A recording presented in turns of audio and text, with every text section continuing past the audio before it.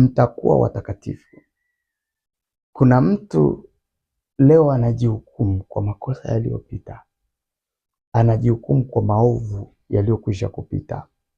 Ndani yake anasikia hatia, ndani yake akikumbuka dhambi zake na ibada imeharibika, akikumbuka maovu aliyotenda, kila kitu kinaharibika. Mwanasema mtakuwa watakatifu.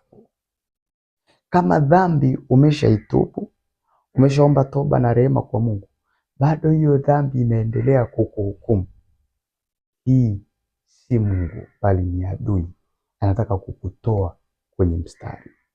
Adui anataka kukutoa kwenye mpango mwema wa Mungu katika maisha yako.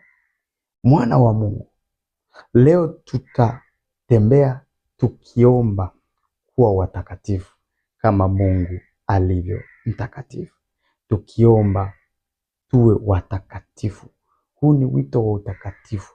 Tuwe watakatifu kama Mungu alivyo mtakatifu. Paza sauti yako sasa, omba pamoja nami.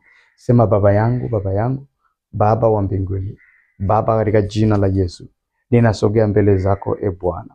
Ninaomba e Mungu mfalme wa wafalme, Baba, nitenganishe na kila kinachonichafua rohoni, kinachonichafua mwili, kinachonichafua katika mawazo, kinachonichafua katika tabia, kinachonichafua, nitenganishe nacho.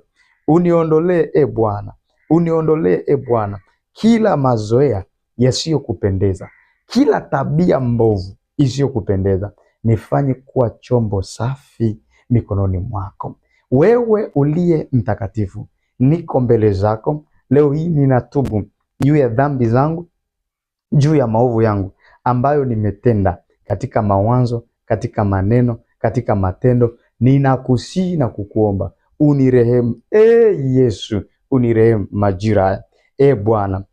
Bwana, usifanye tu nibadilishe matendo yangu, badilisha na moyo wangu, badilisha mtazamo wangu, badilisha hisia zangu, badilisha Bwana, badilisha Bwana, badilisha Bwana namna ya kuona kwangu. Nipe Bwana kuichukia dhambi na upendo wa kuupenda utakatifu.